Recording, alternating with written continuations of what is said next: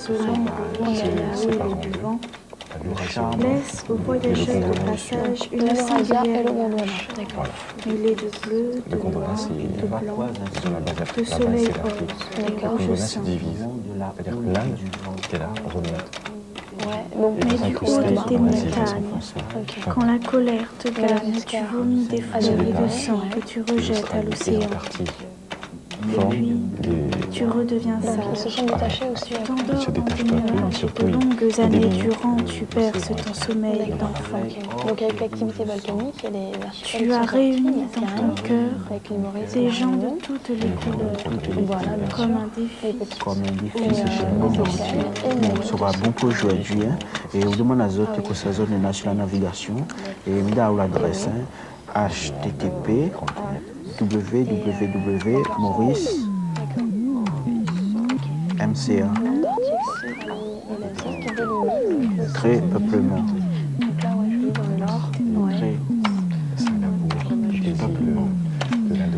Mais qui était ça? Une sextante. Une quoi? Une sextante, vous reconnaissez? À quoi ça sert? Ben, les marins se servaient de ça pour se repérer. Tu vois, grâce à une position du soleil, ils arrivaient à déterminer leur latitude, placer verticalement au soleil, enfin perpendiculairement à l'axe du soleil, ça devait te donner quelque chose. Je pense que le plus simple serait de prendre cette carte et de montrer le parcours des bateaux avec notre ruban. Donc on passe là. Ton texte est prêt? Attends 2 secondes, je vais le relire. Et alors voilà. Allez. Les outils de la navigation maritime. Jusqu'au XVe siècle, en attendant boussole et autres sextants, les marins, plutôt que d'affronter le large, préfèrent suivre les côtes en se fiant au jeu des vents. Ainsi, dans l'océan Indien, les Malais, pour rejoindre Madagascar, longent l'Asie, l'Inde, l'Arabie, puis l'Afrique de l'Est. Une technique bien peu favorable à la découverte d'un mini-archipel de 3 îles isolées à 800 km à l'est de Madagascar. Et pourtant, il ne fait aucun doute que ces îles furent aperçues, voire foulées par les navigateurs arabes, qui depuis l'Antiquité sillonnent l'océan Indien sur leurs boutres. Un beau jour, sur une carte, ils mentionnent 3 îles à l'est de Madagascar. En 1502, elles apparaissent sur un planisphère sous les noms de Dina Moradze, Dina Margabin et Dina Arobi. Petites et sauvages, elles ne séduisent pas suffisamment les navigateurs pour qu'ils s'y attardent, encore moins s'y installent. Pour cela, il faudra attendre l'arrivée des Européens.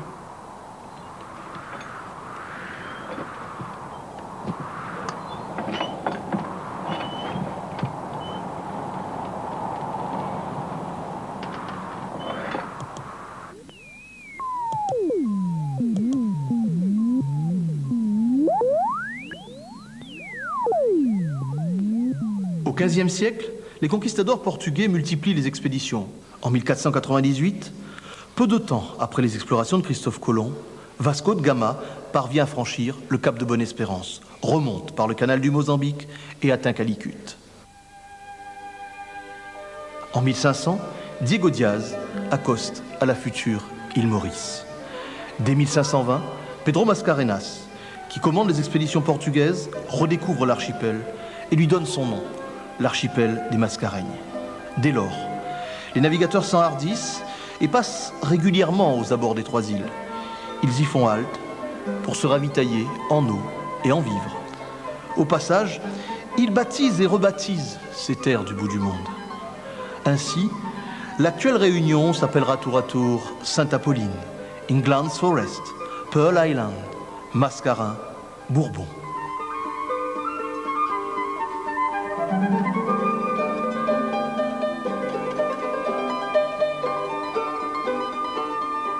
Maurice se verra dénommé Cyrnée, puis Île-de-France.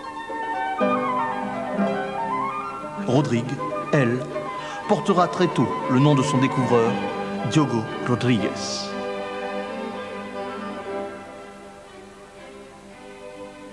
Les premières vagues de peuplement des Mascareignes sont marquées par une quête, celle du paradis perdu, et une conquête, celle des bâtisseurs d'empires. Les pays du Nord sont en course pour l'exploration d'un monde nouveau, celui des épices. Un formidable enjeu économique et culturel, car ils découvrent aussi des denrées rares, des étoffes, des pierres précieuses, des aromates, des essences, des parfums, des plantes exotiques et bien d'autres richesses, de quoi faire son marché pour plusieurs siècles. Et comment s'approprier ces fabuleuses ressources sans entreprendre une vaste colonisation, imposer une domination? Ça sent les épices et la poudre.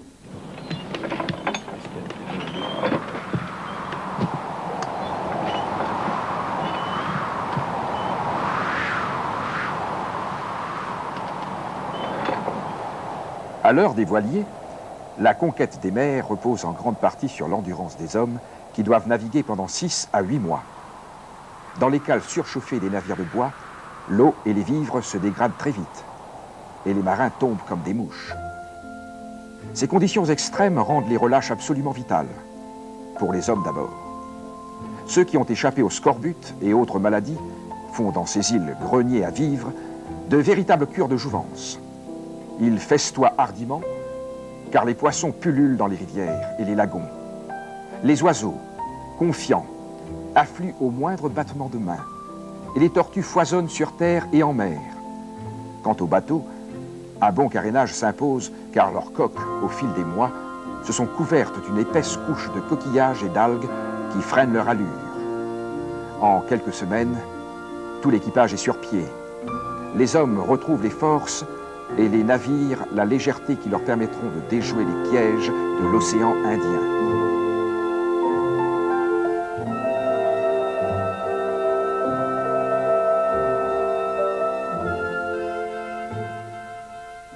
La nouvelle route des Indes est tracée.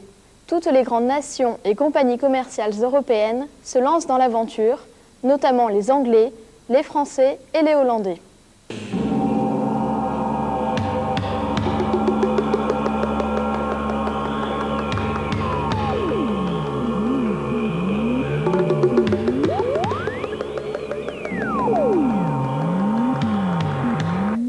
Quelque chose pour moi, le XVIIIe siècle? Le XVIIe siècle. Oui, oui, voilà. On a un texte là. Il commence ici, en 1598.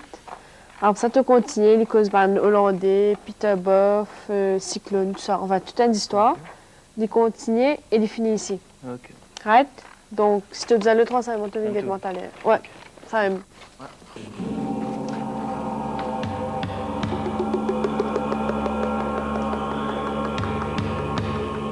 En 1598, les Hollandais accostent sur une île qu'ils baptisent du prénom de leur roi, Maurice de Nassau.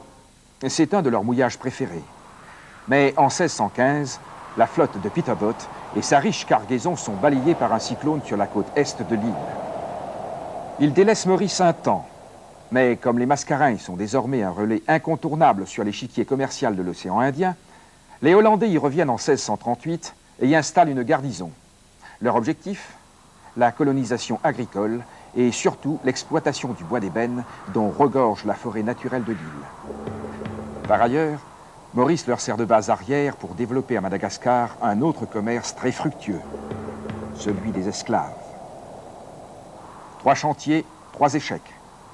L'agriculture ne décolle pas, faute de bras qualifiés. L'action conjuguée de la sécheresse, les cyclones et les rats lui donnent le coup de grâce. Le cours de l'ébène s'effondre sur le marché européen. Quant aux esclaves, ils ne résistent pas au climat des pays vers lesquels ils sont déportés. En 1658, les Hollandais rejoignent l'Afrique du Sud pour en poursuivre la colonisation. 8 ans plus tard, ne se sentant pas en sécurité au Cap, ils reviennent une 3e et dernière fois à Maurice, qu'ils abandonnent définitivement en 1710.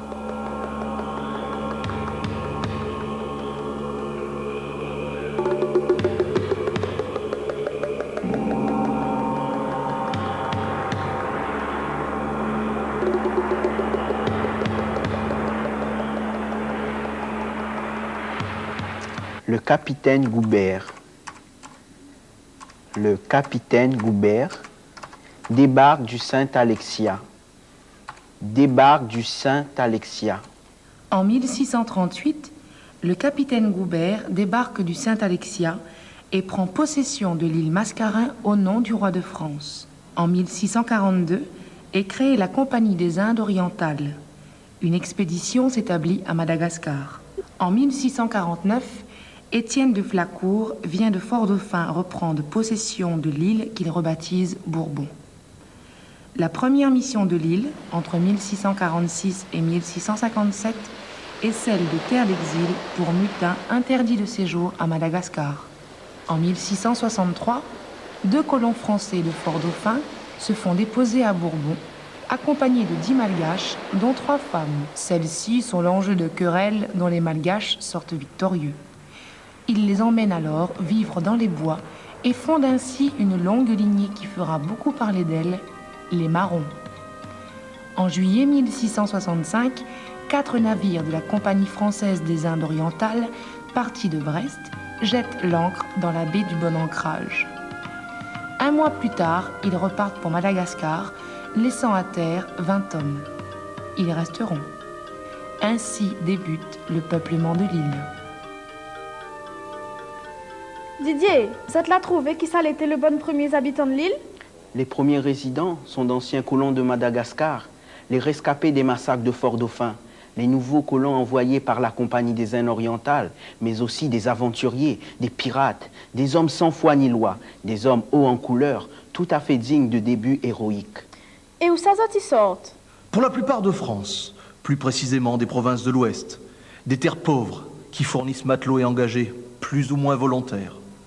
René Hoareau vient de Boulogne, Antoine Payette du Dauphiné, Jacques Boyer de La Rochelle, Jacques Laurette de Nevers, Jacques Fontaine de Paris, Pierre Folliot de Tours.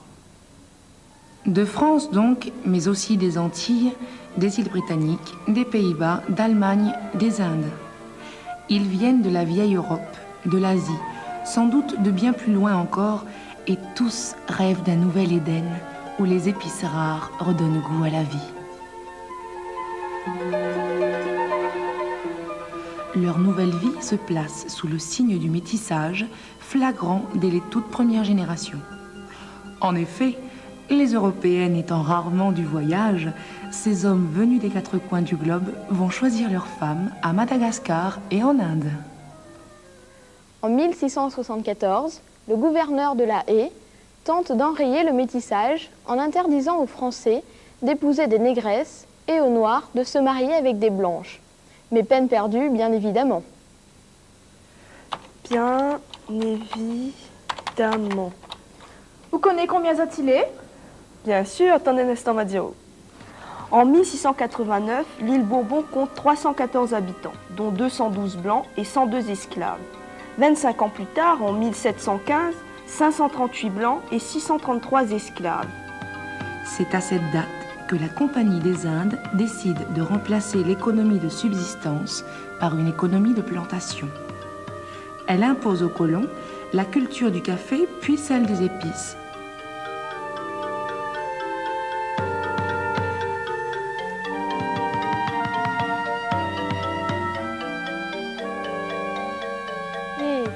Qu'est-ce que ça, l'épice là, t'as? Du poivron gras, ça. Oh ouais. Ça, mais là, du poivron poudre dessus, non? Ouais, mais ça aussi, ça, nous craser, nous mettre dans salade, comme ça. Oh, ouais. Ouais, dans une tape là, qu'on fait ça. Ça, nana. Aïe, il est doux. Ouais. Qu'est-ce que c'est ça? Ça, la moutarde. La moutarde pas zone? Oui, ben, des petites la moutarde. Ah bon? Ouais. Allez, ça n'a accent, petit bon, ça. Ouais. Ça m'a mis étoilé, ça. Ah bon? Ouais. Toi, il y a combien des étoiles comme ça? Ouais, ouais. Il y a sa forme. Ouais. Alors, ça, tu as l'année, gros l'année. Ouais. Et puis, tu as un petit l'année. Et nous goûter de. Ouais. Bon, non? Il est bon. Ouais. Après ça, tu as ça. Ça, tu fous. Ouais, ça, c'est des marques. Clou de girofle, ça? Clou de girofle, même, ouais. Ouais. Aïe, ça n'a piment. Ça n'a faux dans la bouche, ça. Il faut, ça. Ouais. Et là, tout quand ça a été piment, vert, ouais, rose. un petit piment. Un petit piment Rodrigue, ça m'est meilleur, ça. Ça m'est meilleur, un petit piment Rodrigue, là. Ouais.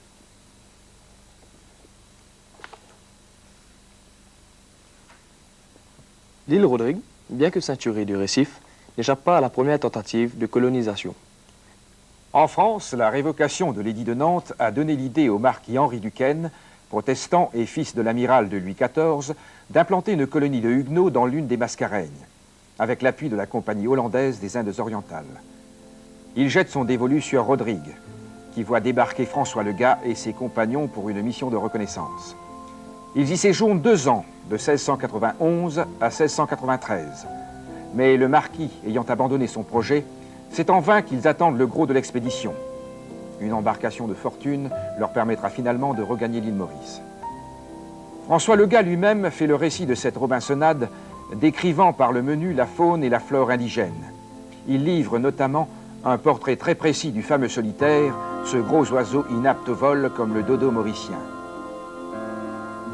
Après le départ de ses premiers visiteurs, des bateaux hollandais, anglais et français viennent régulièrement remplir leurs cales de tortues, fort nombreuses qu'ils semblent vouloir piller jusqu'à la dernière. Maurice, déserté par les Hollandais, reste l'escale favorite des navigateurs de tous horizons et des pirates de tout poil. Hommes et bateaux s'y refont une santé.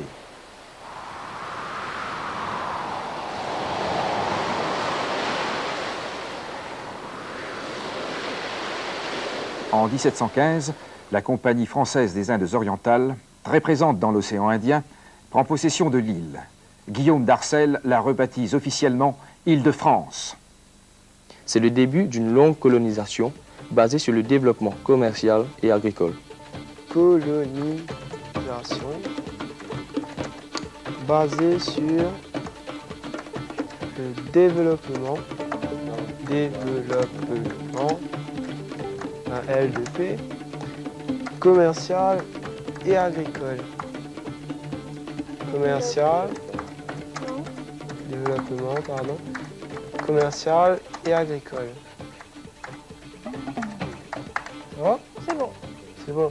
Ben, envoie-leur ça et puis, tiens, demande-leur aussi ce qu'ils pensent des rêves de gars là.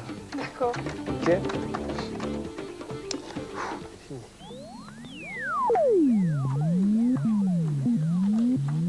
Pascal, il faudrait aussi des infos sur Maïda Bourdonnier. Ok. Merci.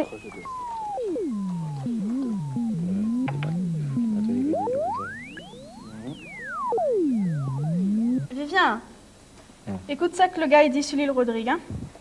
L'air est riant et serein et les chaleurs de l'été sont fort modérées parce que précisément à 8 h du matin, il se lève tous les jours un petit vent nord-est ou nord-ouest qui rafraîchit agréablement l'air et qui, tempérant la plus ardente saison, fait que l'année entière est un printemps et une automne continuelle, sans qu'aucun de ces temps mérite le nom d'hiver. Disons un petit paradis. Ouais, un petit paradis, sauf qu'aujourd'hui, là, pourra toujours courir pour trouver son petit paradis, hein. Désert. T'es Vivien, vous l'avez trouvé une affaire sur Maï? Oui. C'est là.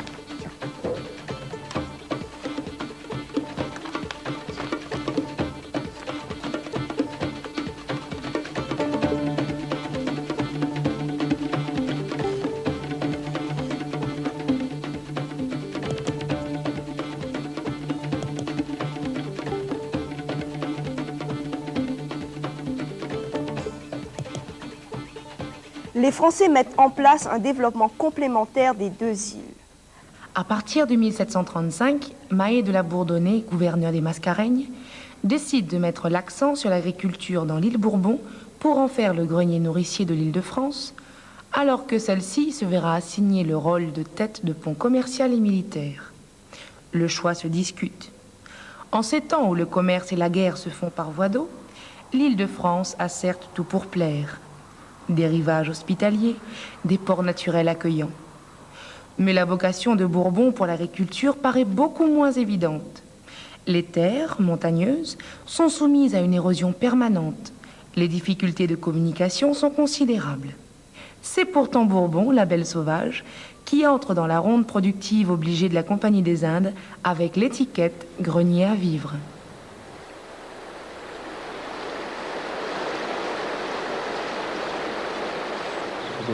Des arrière-parents qui étaient de ce côté-là, comme en ce moment on appelle le Niger, Nigeria, Côte d'Ivoire. Non, mais il paraît que la plupart des esclaves étaient embarqués à Zanzibar. Enfin, je sais pas, j'ai vu quelque part.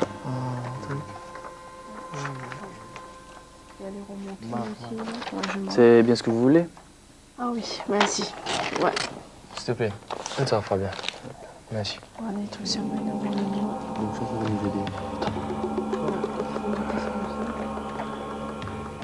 L'essor économique et la traite négrière. L'économie de plantation exige des infrastructures solides et une main-d'œuvre, si possible, bon marché. La compagnie et le gouvernement royal décident d'accroître le peuplement et une fois de plus, les regards se tournent vers l'Afrique et Madagascar. Aussitôt, les négriers se livrent à l'un des commerces les plus fructueux, mais aussi les plus scandaleux de l'histoire de l'humanité, la traite des esclaves. C'est cette infamie qui, malheureusement, consacre la rencontre frontale des civilisations européennes et africaines. Cet énorme transfert de population, cette incarcération historique, est l'objet du commerce que dirigent les ports atlantiques tels Nantes et Bordeaux.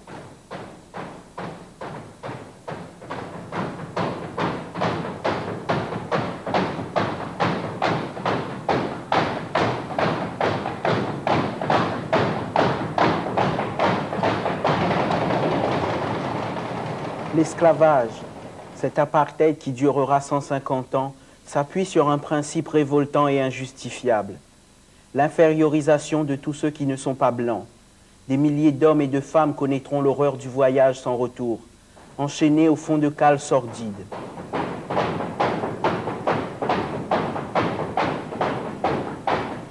Les esclaves sont arrachés de la côte orientale et occidentale de l'Afrique, de Madagascar, de l'Inde et de l'insulinde. Quelques chiffres pour les Mascareignes. 45% proviennent de la côte orientale de l'Afrique, essentiellement du Mozambique, comptoir arabe et portugais.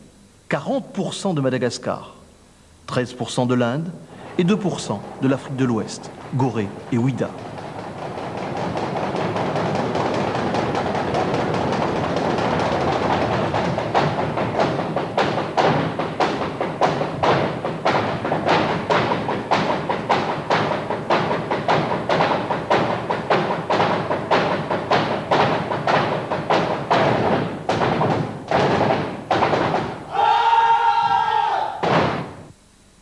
Code noir pour les îles de France et de Bourbon.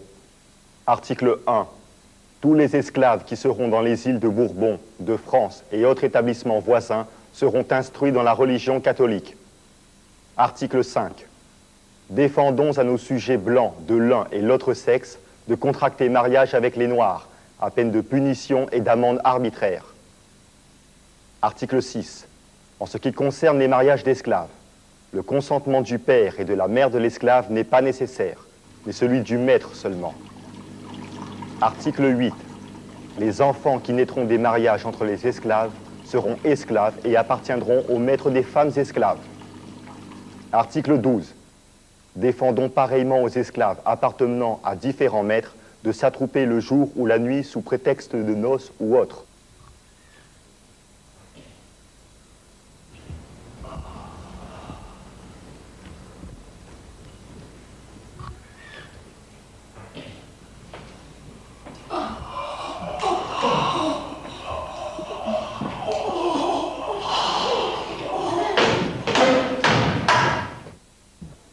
Alloués, deux noirs bons sujets et accoutumés aux travaux d'habitation, tous les deux palefreniers, blanchisseurs et repasseurs, s'adresser pour la location à monsieur Cornu père ou à son fils. Avant une cause départ, un jeune et bon domestique de Casse-Malabar qu'on donnera à l'épreuve. S'adresser à monsieur de Ripaud. Un joli palanquin bien conditionné, à vendre ou à échanger contre un jeune noir. À vendre une jolie et belle négresse malgache acclimatée, sachant bien filer et faire des sacs et saisies. S'adresser à Jean-Auguste Dassault à Saint-Denis.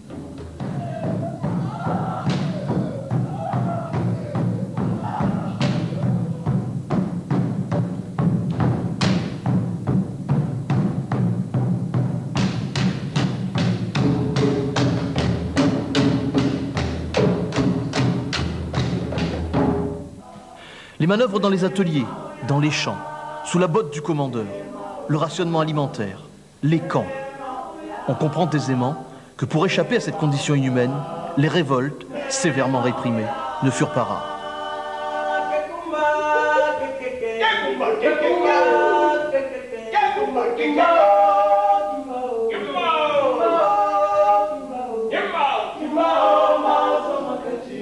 La forme principale de résistance sera le marronnage, la fuite dans les montagnes, avec des héros de légende comme Simondef ou Anchin.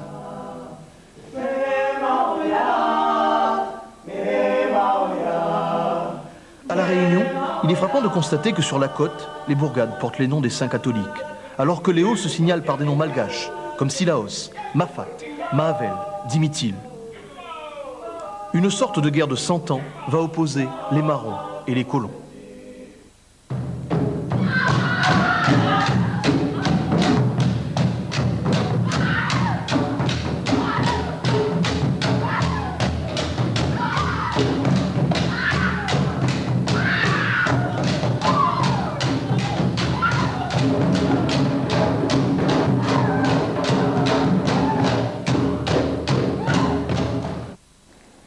Une chasse aux nègres marrons de Théodore Pavie.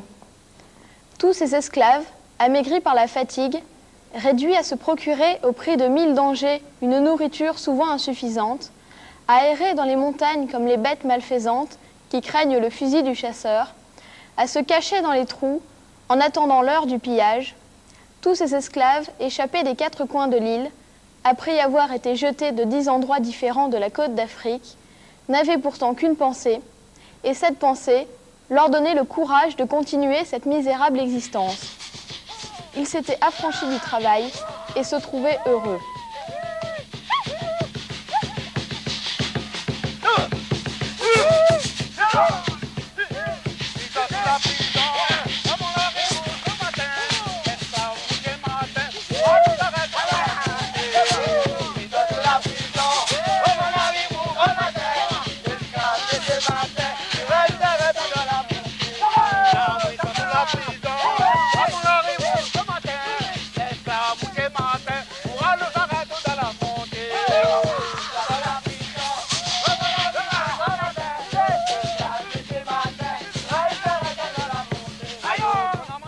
Cette pensée leur donnait le courage de continuer cette misérable existence.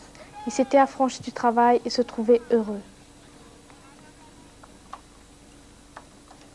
Aïe, Cédric, bon, comment on peut observer par cette classe sociale là? Hein? Ben, nous avons 4 classes sociales là. Nous classons les pays en bas jusqu'à comment nous fait dans ce livre. Ouais. Et nous commençons par l'esclave, par couleur libre, par classe moyenne. Après, nous finissons au colon libre. Allez, ok. Ouais. Au plus bas de l'échelle sociale, les esclaves constituent, en nombre, le premier des 4 groupes qui composent la population. Les esclaves dociles pouvaient nourrir l'espoir d'être affranchis. Ainsi se constitue, après les années 1770, le groupe des libres de couleur.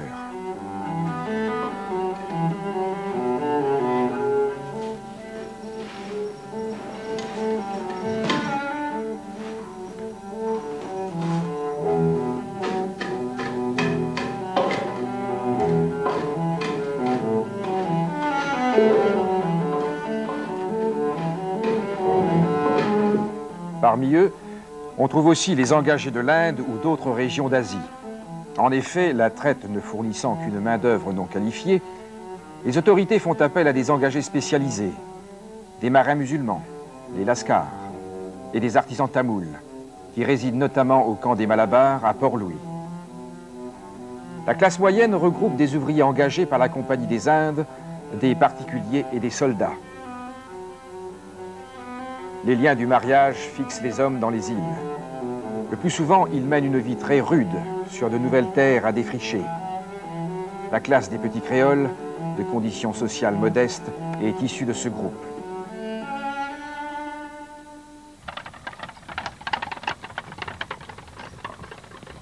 Le haut de l'échelle sociale est occupé par les colons libres, gros propriétaires terriens, les officiers de l'administration, qui seront vite rejoints par des négociants en quête de fortune.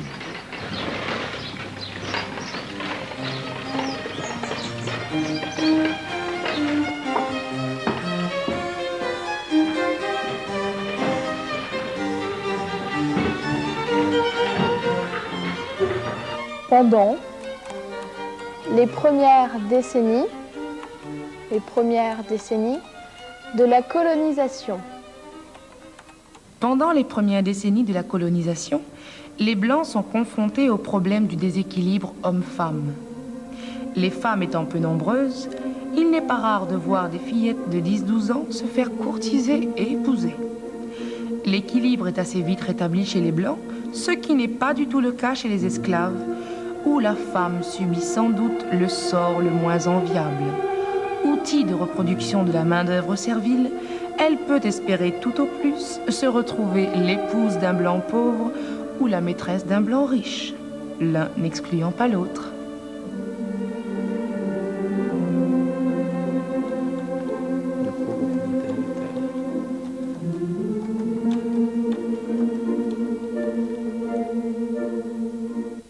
Après le passage de Lega, et durant tout le XVIIIe siècle, l'île Rodrigue n'est occupée que de façon sporadique. Seules quelques dizaines d'hommes assurent l'approvisionnement des navires en tortue. En 1742, Maé de la Bourdonnais, toujours lui, envoie ses navires en mission de découverte aux Seychelles. L'archipel a le vent en poupe. D'un côté, l'escale est jugée utile sur le plan militaire à proximité de l'Inde, et de l'autre, Pierre Poivre aimerait transformer ces nouvelles terres en jardin d'épices.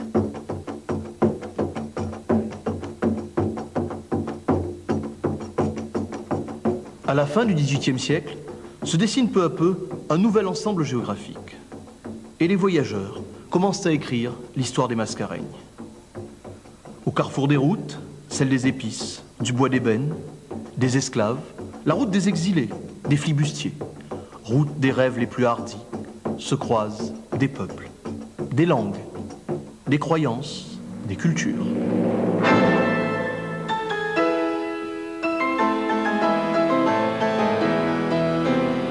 En Europe, l'action de Napoléon Ier et les réactions de ses opposants auront des conséquences inestimables sur le peuplement des Mascareignes. En effet, l'empereur fait parler la poudre sur tous les fronts. Les Anglais ne se laissent pas impressionner et décident de s'en prendre aux intérêts français où qu'ils soient. En 1809, ils réunissent une importante armada afin d'assurer la sécurité de leur comptoir en Inde. En 1810, ils attaquent les Mascareignes.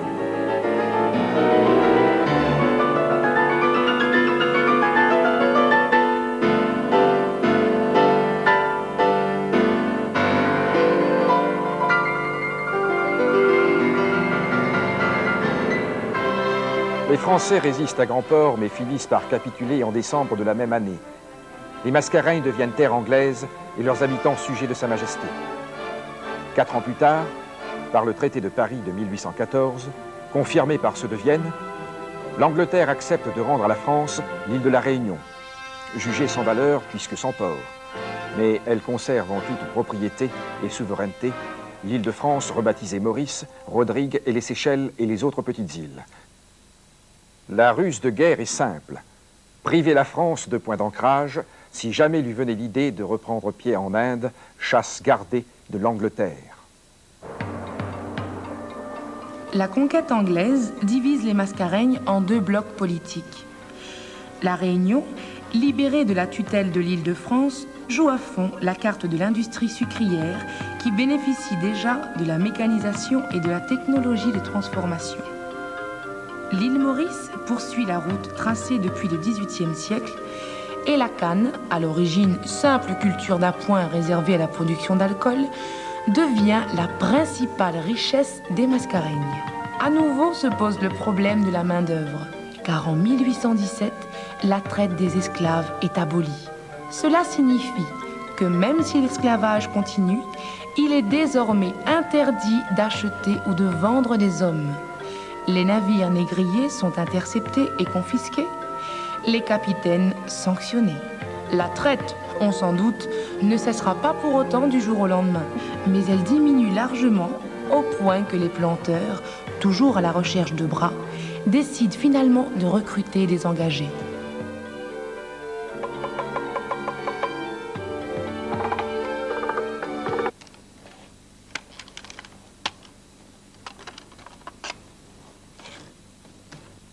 À partir de 1810, date de la conquête britannique, Maurice devient une île à sucre et tout est subordonné à cette denrée au moment où la montée des forces abolitionnistes rend de plus en plus difficile le maintien du système esclavagiste. Dès 1807, l'Angleterre interdit la traite et en 1833 abolit l'esclavage dans toutes les possessions de l'océan Indien. De nombreux affranchis refusent de travailler sur les grandes plantations pour des maîtres dont ils connaissent les excès.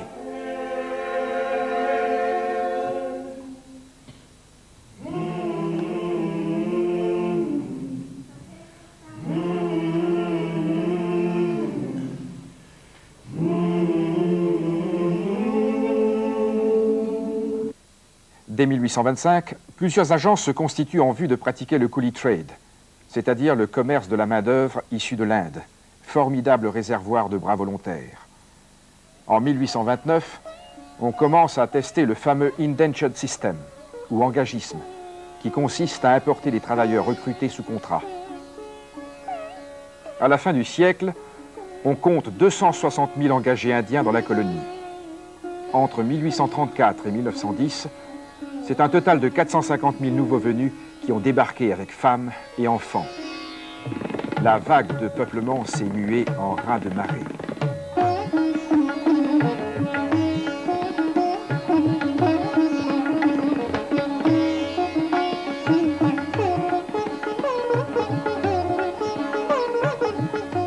Les coulis recrutés au Bihar, au Bengale, dans l'Uttar Pradesh, au Tamil Nadu, dans l'Andhra Pradesh, au Gujarat ou au Maharashtra, embarquent à Calcutta, Madras, Bombay et s'installent à Maurice.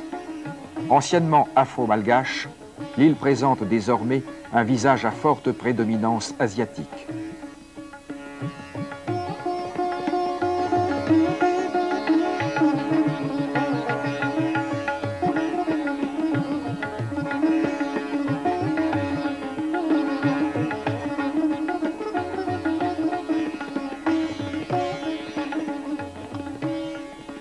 Indentured labor. Contrat d'engagement. We, the undesigned immigrants from Madras to Mauritius, hereby engage to serve Mr. Louis Godot. Nous, les engagés en provenance de Madras en Inde, nous nous engageons à servir M. Louis Godot. As laborers on the estate of Vallon, in the district of Mocha, for a full period of 3 years from the date of registration of his contract in Mauritius. Comme laboureur sur la propriété de Vallon dans le district de Mocha, pour une période de 3 ans à partir de la date de l'enregistrement de ce contrat à Maurice. With double the time of any unlicensed absences in consideration of our receiving the wages and allowances following. Toute absence non autorisée sera remboursée en double. Les salaires seront les suivants. 10 shillings per month for the first year. En principe, le coolie trade est dûment réglementé et contrôlé afin que les travailleurs ne soient pas lésés. Dans la pratique, le système donne lieu à de graves abus.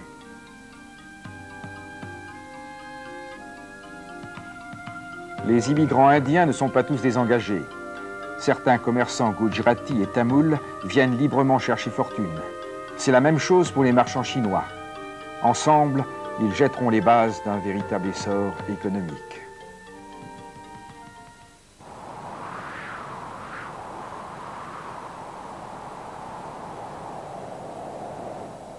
Rodrigue connaît la véritable colonisation au XIXe siècle. C'est surtout l'affaire des pêcheurs, gens de couleur et petits blancs issus principalement de l'île Maurice. Le peuplement s'accélère avec la fin de l'esclavage. Toutefois, la mise en valeur du terroir est difficile. Ne se développe dans la petite île qu'une agriculture de subsistance qui n'exige pas un recrutement à grande échelle.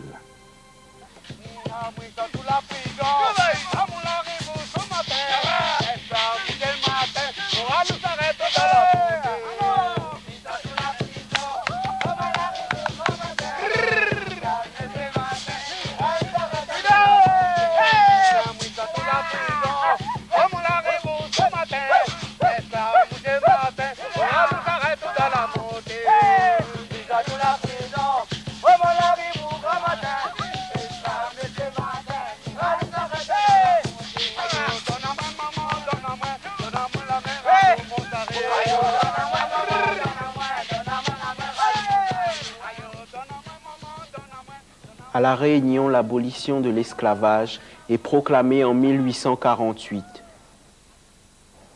Aux travailleurs, mes amis, les décrets de la République française sont exécutés. Vous êtes libres, tous égaux devant la loi. Vous n'avez autour de vous que des frères. La liberté, vous le savez, vous impose des obligations. Soyez dignes d'elle en montrant à la France et au monde qu'elle est inséparable de l'ordre et du travail. Jusqu'ici, mes amis, vous avez suivi mes conseils, je vous en remercie.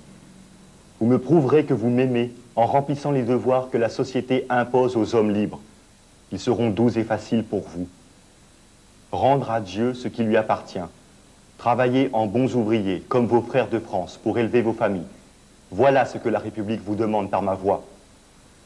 Propriétaires et travailleurs ne forment plus désormais qu'une seule famille dont tous les membres doivent s'entraider. Tous libres, frères et égaux. Comme à Maurice, le système économique doit s'adapter aux nouvelles conditions du marché. C'est-à-dire passer d'une structure dépendant du travail servile à une économie de type capitaliste. Ici aussi, l'engagisme se révèle avantageux. Contrat à durée déterminée, bas salaire, maintien des hommes et des femmes à la terre. La contestation est limitée et l'organisation des travailleurs interdite.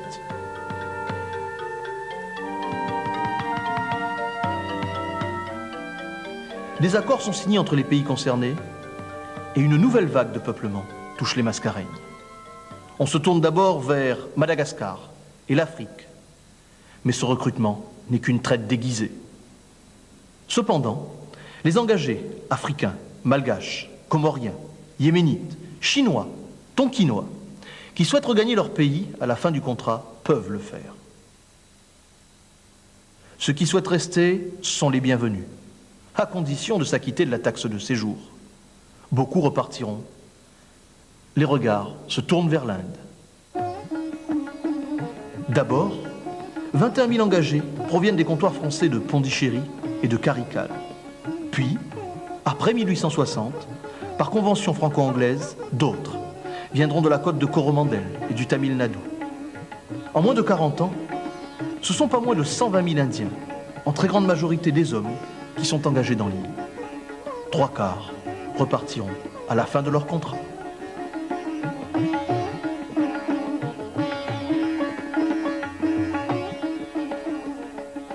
À la veille de la guerre de 14, les 25 000 Indiens qui choisissent de rester s'intègrent à la population réunionnaise qui s'élève alors à environ 180 000 habitants. Parmi eux, comme à Maurice, des Chinois et des Gujaratis, appelés Arabes, viennent librement et seront petits commerçants, colporteurs et boutiquiers. Ici s'achève, dans l'archipel, le temps de l'émigration massive et commence celui de la croissance démographique naturelle. Depuis 1914, l'histoire des trois îles est fertile en événements, avec surtout la départementalisation pour la Réunion en 1946, l'indépendance pour Maurice et Rodrigue en 1968.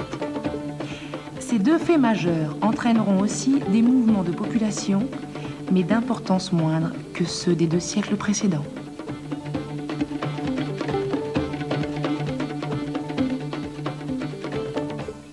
Nous pourrions rendre compte à nous pour causer un peu ces histoires du XXe siècle. Mais je crois que l'heure n'a pas encore arrivé. Il y a encore bon peu pour faire. Que ça, tu dis. Sinon, je laisse Pascal conclure les affaires. J'espère que nous va trouver.